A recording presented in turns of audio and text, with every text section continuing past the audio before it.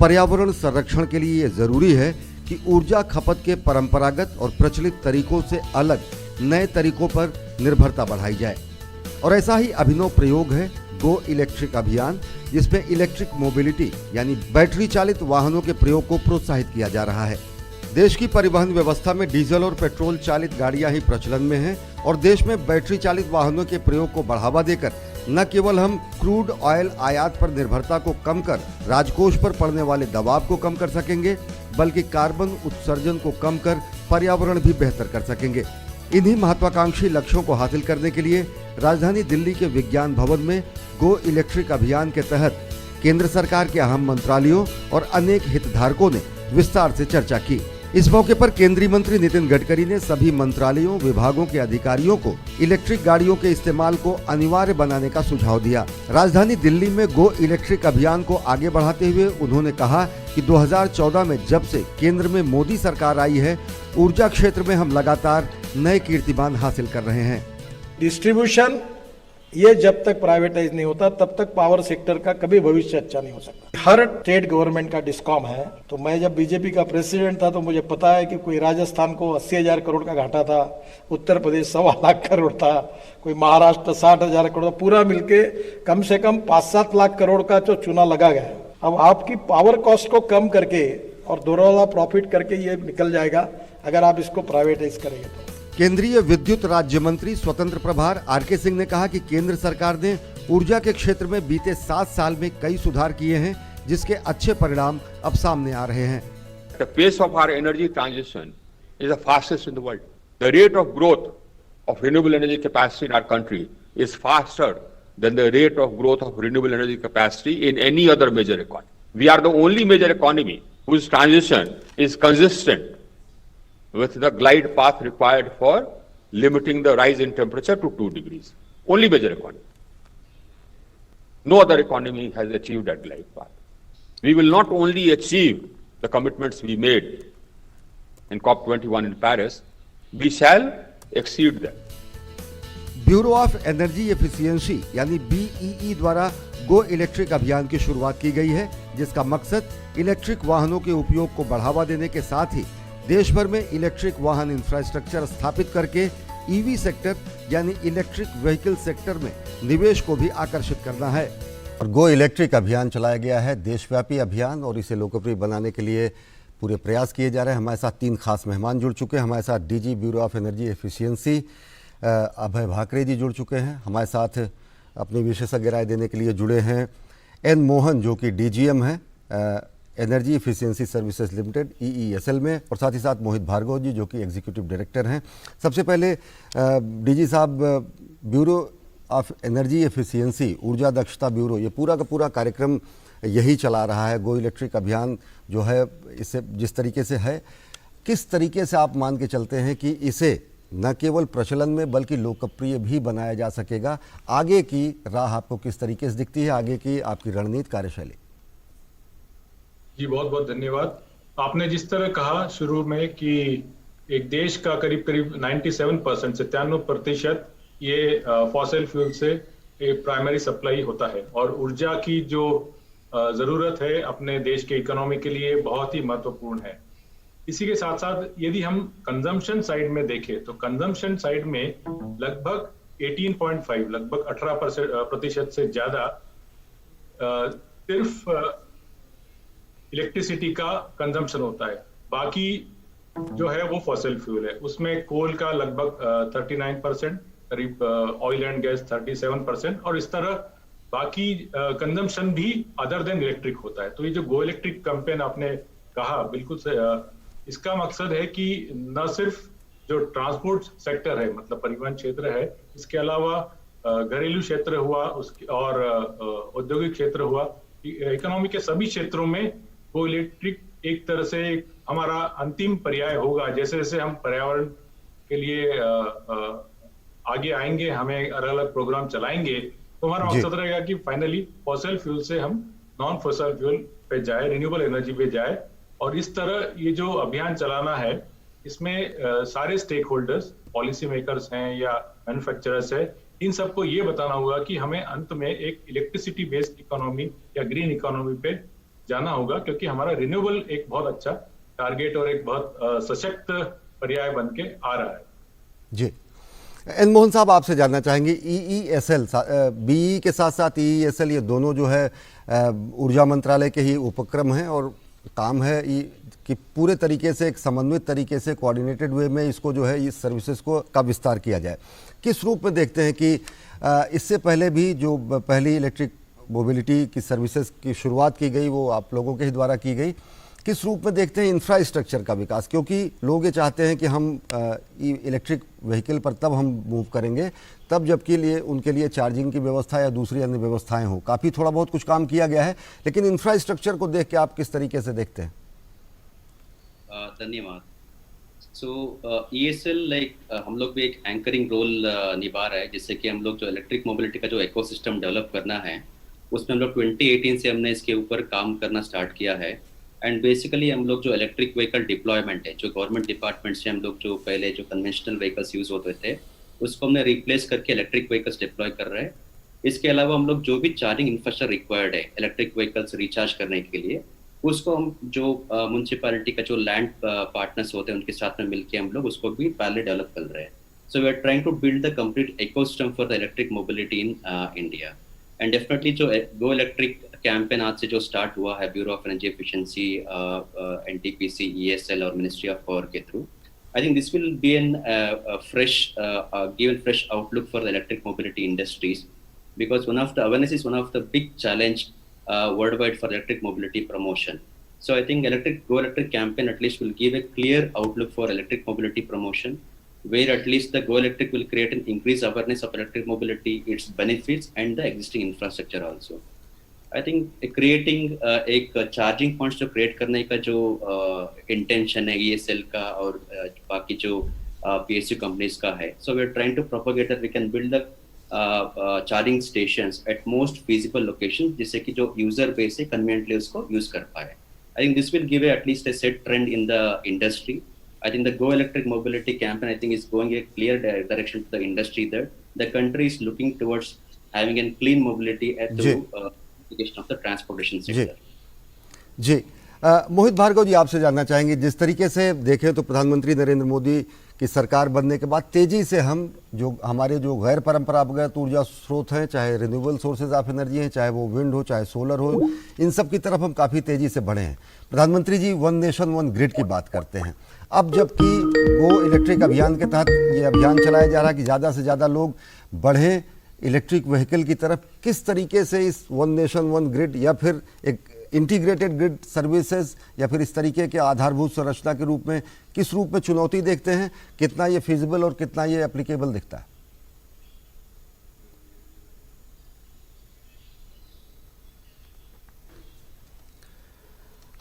मोहित भार्गव जी, आपकी आवाज़ हमें नहीं मिल रही है। आप अगर अनम्यूट कर दें कंप्यूटर। हेलो जी, आ रही है आवाज़? आ रही है जी। अच्छा, मुझे भी इको आ रहा है जी, आप बताएं।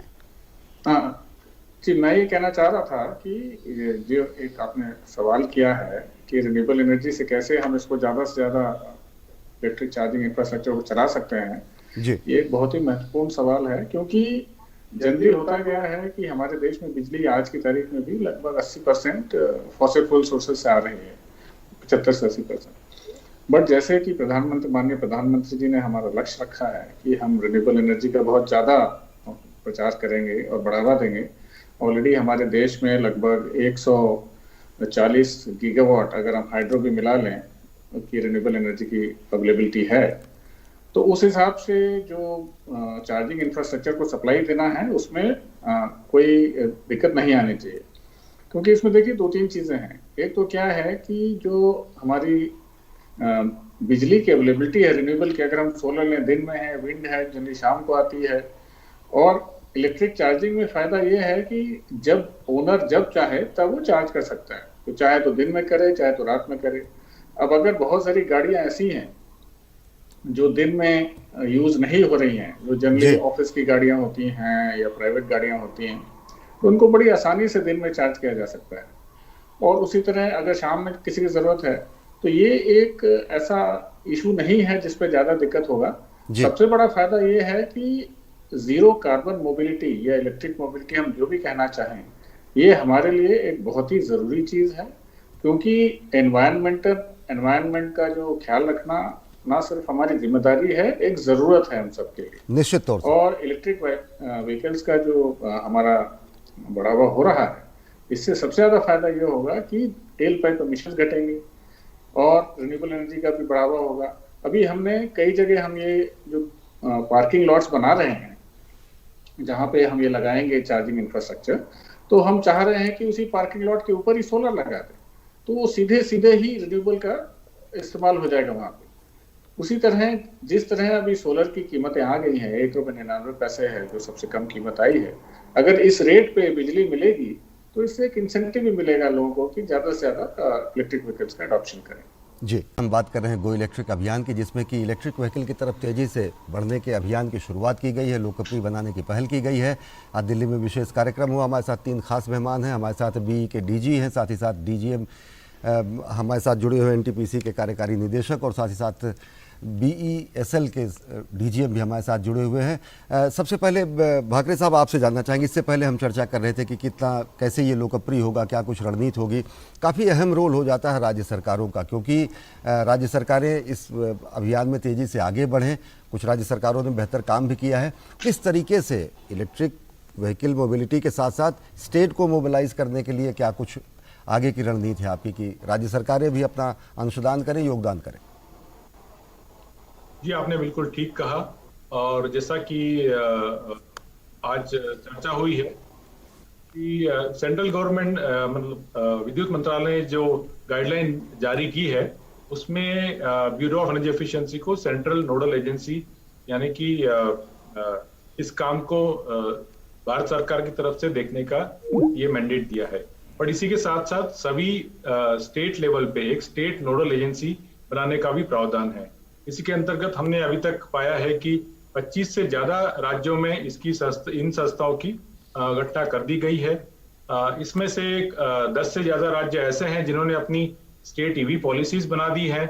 कुछ स्टेट्स ने इंसेंटिव बताए हैं, कुछ राज्यों ने अपने लक्ष्य निर्धारित किए हैं, कुछ राज्यों ने अपने एक्शन प्लान जारी कर दिए हैं, और कुछ राज्यों ने अपनी जो टैरिफ है ईवी के लिए, जो चार्जिंग की टैरिफ है, इसके बारे में भी सुझाव दिए।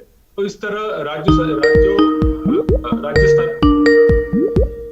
एक बहुत आप कट कर दें जी, महत्वपूर्ण योगदान रहेगा, क्योंकि जो चार्जिंग इंफ्रास्ट्रक्चर जैसा कि आप जिक्र कर रहे थे, इसकी बहुत ज्यादा जरूरत है, क्योंकि एक कंज्यूमर को एक एग्जिस्टिंग कन्वेंशनल व्हीकल से एक नए टेक्नोलॉजी पे शिफ्ट करना है। तो उससे सबसे ज्यादा जो चिंता रहेगी कि कैसे कि कहीं मेरा इलेक्ट्रिक चार्ज ना खत्म हो जाए, क्योंकि बैटरी की लिमिटेशन होती है। तो बैटरी की जितनी कैपेसिटी होती है उसके हिसाब से उसको चार्जिंग करना पड़ेगा। हर मॉडल की अपनी एक रेंज रहेगी। तो इसके लिए चार्जिंग इंफ्रास्ट्रक्चर जो राज्य स्तर पे शुरू किया जाएगा, उसकी एक अहम भूमिका रहेगी। इसके अलावा जैसे आप कह रहे कि ये सारा जो अवेयरनेस है, कंज्यूमर को ये पता करना है कि किस तरह मुझे एडवांटेजेस है, कहाँ पे मुझे चार्जिंग की सुविधा मिल सकती है। घर पर चार्जिंग जो कि सबसे सुविधाजनक होता है और बैटरी की लाइफ के लिए भी सबसे अच्छा माना जाता है, उसके लिए क्या प्रावधान हो सकते हैं। डिस्कॉम जो डिस्ट्रीब्यूशन यूटिलिटीज है, वो इसमें कैसे मदद कर सकती है। बाकी पॉलिसीज क्या है, कैसे इंसेंटिव्स इंडिविजुअल को मिल सकते हैं। फेम 2 एक भारत सरकार की जो प्रोग्राम चल रहा है, उसमें भी काफी डिमांड इंसेंटिव दिए गए हैं। ये सब जानकारी के लिए राज्य स्तर की जो संस्थाएं बन रही हैं और बन चुकी हैं, उनका एक काफी योगदान रहेगा, और वही इस चीज को काफी हद तक आगे बढ़ाएंगे, ताकि हर बड़े शहरों में या इवन छोटे शहरों में भी 2 व्हीलर 3 व्हीलर इसकी ये ई मोबिलिटी में आ सके, तेजी से अग्रसर हो सके। जी, एन मोहन साहब आपसे जानना चाहेंगे कि जिस तरीके से भाकरे साहब कह रहे हैं कि इंफ्रास्ट्रक्चर का काफ़ी तेज़ी से विकास किया जाएगा, सबसे ज़्यादा लोगों को ज़रूरत चार्जिंग की होती है। अभी अगर मौजूदा हालात देखें तो लोगों के मन में इस बात को भी लेके, इलेक्ट्रिक व्हीकल को लेके यही हिचक होती है कि उसको कैसे वो चार्ज करेंगे। राज्य सरकारों को अगर देखें तो इसमें मोबिलाइज करके, चाहे वो कौन सा मॉडल अप्लाई करेंगे आपकी, भारत में इसकी गति और तेज हो सके?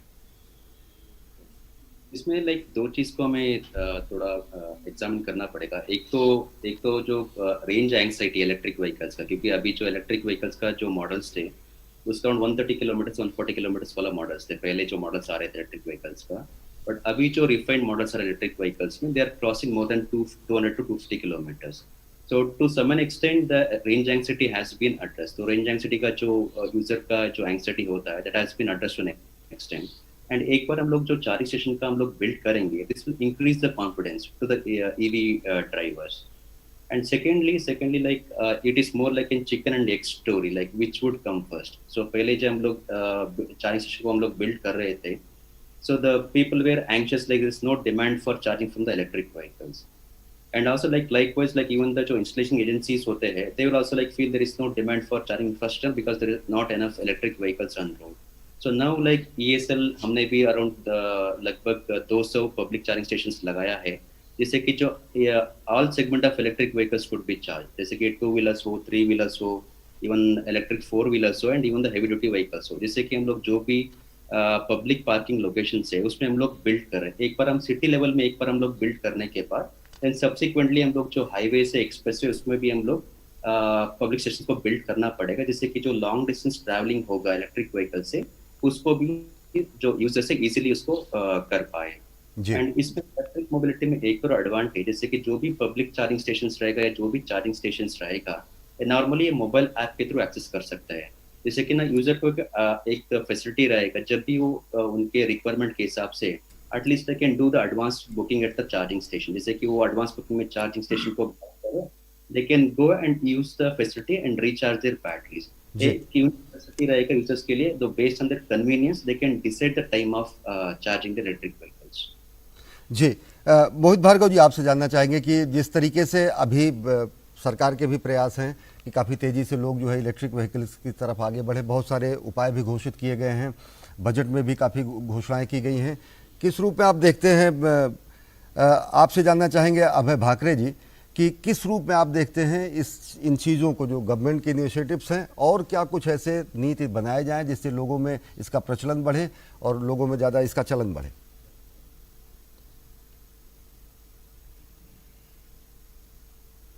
ये जो नीतियां हैं भारत सरकार की और राज्य स्तर की, इसके अलावा जो टेक्नोलॉजी में जो बदलाव आ रहा है, जैसा कि अभी बताया ESL ने कि पहले 130, 140 या 160 किलोमीटर तक की रेंज थी, और जैसा कि मध्य भारत है, पश्चिमी भारत है या दक्षिण भारत है, जहाँ पे की जो गर्मी है जल्दी शुरू हो जाती तो एयर कंडीशनिंग में लगता है, तो उसके हिसाब से थोड़ी सी रेंज भी कम होती थी. तो ये एक एक्साइटी काफी हद तक कंज्यूमर को शुरुआत में रहती थी. अब जैसे जैसे मॉडल्स में 200 किलोमीटर 250 किलोमीटर या 300 किलोमीटर की ज्यादा रेंज वाले मॉडल्स आएंगे, तो उसमें कंज्यूमर्स को कॉन्फिडेंस रहेगा. इसके अलावा सबसे ज्यादा की जो घर पे चार्जिंग हो सकती है, वहां पे सबसे ज्यादा चार्जिंग करने की सुविधा मिल जाए. और यदि इस जो सारी नीति है जिसमें कि उन्हें ये पता लग जाए कि 3x3 किलोमीटर की जो कि एक लक्ष्य रखा है कि 3x3 किलोमीटर 9 वर्ग किलोमीटर के क्षेत्र में कोई ना कोई मुझे एक पब्लिक चार्जिंग स्टेशन मिल जाएगा, ताकि यदि मैं घर से बाहर निकलूँ और मुझे कोई जरूरत पड़े तो मुझे एक किसी नेटवर्क इंटीग्रेटर के थ्रू या किसी सॉफ्टवेयर के थ्रू मुझे पता चल जाए कि मेरे पास में सबसे नजदीक कौन सा पब्लिक चार्जिंग स्टेशन है जिसमें मैं जाके चार्जिंग कर सकता हूँ. तो ये सारी जब सुविधाएं और इसकी जो नीतियां हैं और इसके जो इंफ्रास्ट्रक्चर में जो बदलाव हो रहा है और जो बढ़ रहा है, ये जैसे जैसे कंज्यूमर की तरफ ज्यादा इस तरह की सूचना मिलेगी, वो इस ई मोबिलिटी की तरफ ज्यादा आकर्षित होंगे और उन्हें ये उसको अडॉप्ट करने का प्रयास करते हैं. जी एन मोहन साहब, आपसे जानना चाहेंगे कि बहुत सारे केंद्र सरकार द्वारा निर्णय लिए गए हैं, बजट में भी घोषणाएं की गई, अब तक की जो हमारी नीतियां हैं उनको देखते हुए इंडस्ट्री का भी रोल बेहद अहम हो जाता है. इंडस्ट्री का जो रिस्पांस है वो किस रूप में दिखता है? अभी जो गवर्नमेंट ऑफ इंडिया का जो फेम 2 स्कीम है, जिससे कि लाइक इंसेंटिव प्रोवाइड दिया जा रहा है कि इलेक्ट्रिक व्हीकल मैन्युफैक्चरर्स को जो भी बैटरी कैपेसिटी रहेगा व्हीकल्स का, उसके हिसाब से उन्होंने जैसे कि 2 व्हीलर्स के लिए 10,000 रुपीज पर किलोवाट आवर के हिसाब से उन्होंने इंसेंटिव डिफाइन किया है up to 4 wheeler. And for heavy duty vehicles के लिए ₹20,000 पर किलोवाट आवर के हिसाब से उन्होंने इंसेंटिव डिफाइन किया है. ये जो बैटरी कैपेसिटी रहेगा, जो भी इलेक्ट्रिक व्हीकल परचेज करेंगे, जो फेम इंसेंटिव रहेगा डायरेक्टली वो OEMs जो मैन्युफैक्चरर्स होते हैं उनको बेनिफिट पास थ्रू करेंगे, जिससे कि जो एंड कस्टमर रहेगा उसको उतना बेनिफिट मिलेगा, प्राइस में डिस्काउंट मिलेगा या प्राइस में रिडक्शन मिलेगा. सो इस तरह से जो फेम का इंसेंटिव स्कीम है, I think they are trying to bring the price as close as possible to the ICU vehicle, जिससे कि कंज्यूमर को जो नॉर्मल आईसीयू व्हीकल्स परचेस कर रहे हैं, at least they can buy the electric vehicles because they have distinct advantage. एक तो इसमें तो एमिशन लेस है, एंड सेकेंडली जब भी इलेक्ट्रिक व्हीकल यूजर एक बार उसको ड्राइव करते हैं, they see more driving comfort, because normally हमने देखा डीजल और पेट्रोल व्हीकल्स में हमेशा एक गियर सिस्टम होता है, बट इलेक्ट्रिक व्हीकल्स में दिस लाइक ऑटोमेटिक सिस्टम, उसमें आपको ड्राइविंग कंफर्ट ज्यादा रहेगा, एंड इवन लाइक इस नॉइसलेस व्हीकल्स में कोई नॉइस ऐसा कुछ एमिशंस में नहीं रहता है, people will more comfortable driving these cars once they at least start looking electric vehicle as an first choice for their mobility needs. जी अभय भाकरे जी, आपसे जानना चाहेंगे, जिस तरीके से हम ये कह रहे हैं कि एक बेहद स्वच्छ ऊर्जा का स्रोत भी होता है इलेक्ट्रिक मोबिलिटी अगर बढ़ेगी, क्योंकि कार्बन एमिशन को लेकर हमारी कुछ अंतर्राष्ट्रीय प्रतिबद्धताएं हैं। COP21 में हमने अंतर्राष्ट्रीय बिरादरी से भी ये कहा है कि हम कार्बन एमिशन कम करेंगे, हमने लक्ष्य भी तय किए हैं IMDC जो है उस हिसाब से। किस रूप में देखते हैं स्वच्छ ऊर्जा और सुरक्षित पर्यावरण के लिए बेहद कारगर होगा अगर बड़ी संख्या में इलेक्ट्रिक व्हीकल मोबिलिटी को बढ़ावा मिले? जी, जो 2015 में जो पेरिस एग्रीमेंट हुआ था, उसमें भारत ने भी अपने लक्ष्य निर्धारित किए हैं, और जो कि अब 2021 से 2030 तक में ये लक्ष्य प्राप्त करने हैं। इसमें हमारा जो emission intensity of our GDP है, इसको लगभग 33 से 35% तक इसको कम करना है हमारे 2005 के लेवल से, वहां के स्तर से। तो उसके हिसाब से हमारे पास ये प्रयास रहेंगे कि हमारे जो ऊर्जा की खपत है उसमें एक तो दक्षता लाई जाए, उसकी इफिशिएंसी इंप्रूव की जाए, उसी के साथ साथ जो हमारे ऊर्जा के स्रोत हैं उसमें फॉसिल फ्यूल कम किया जाए और ज्यादा से ज्यादा नवीकरणीय ऊर्जा का प्रयोग किया जाए। इससे हमारे जो CO2 इमिशन है वो कम होंगे एक ग्लोबल लेवल पे। उसी के साथ साथ जो लोकल पोल्यूशन जो होता है फॉसिल फ्यूल के उपयोग से, वो ट्रांसपोर्ट क्षेत्रों में है जो कि व्हीकल से होता है, या फिर इंडस्ट्री में हो, या इसी तरह अप्लायंस में हो, तो ये सारा जो लोकल पोल्यूशन है ये भी कम होगा यदि हम ई मोबिलिटी की तरफ जाए, गो इलेक्ट्रिक को माने। और इस तरह 2030 तक जो हमारा लक्ष्य है, और जैसे कि माननीय मंत्री जी ने आज भी कहा था कि इस लक्ष्य को हम प्राप्त करने के लिए और अग्रसर हैं, और इस लक्ष्य से हम आगे जा सकते हैं। जी जी, बहुत बहुत शुक्रिया अभय भाकरे जी, बहुत बहुत शुक्रिया N मोहन जी, और बहुत बहुत शुक्रिया मोहित भार्गव जी हमसे जुड़ने के लिए और दर्शकों को विस्तार से जानकारी देने के लिए। तो गो इलेक्ट्रिक अभियान की शुरुआत हुई है, जिसमें तेज़ी से हमारी जो निर्भरता है वो फॉसिल फ्यूल यानी जीवाश्म ईंधन से चलने वाले जो गाड़ियां हैं उनसे कम होकर इलेक्ट्रिक व्हीकल की तरफ बढ़ने का अभियान है ये। और ये इसलिए भी ज़रूरी है क्योंकि जीवाश्म ईंधन या फिर फॉसिल फ्यूल या फिर डीजल या पेट्रोल वो सीमित हैं, निर्धारित हैं, लेकिन अक्षय जो ऊर्जा है, जो गैर परंपरागत ऊर्जा का स्रोत है, वो अक्षय है, वो लगातार बनता रहेगा। सौर ऊर्जा या जिस तरीके से अन्य इलेक्ट्रिक व्हीकल्स का ज़्यादा से ज़्यादा अगर उपयोग होगा तो न केवल अर्थव्यवस्था में तेज़ी आएगी बल्कि सुरक्षित वातावरण भी होगा, स्वच्छ पर्यावरण भी होगा। इस कार्यक्रम में बस इतना ही।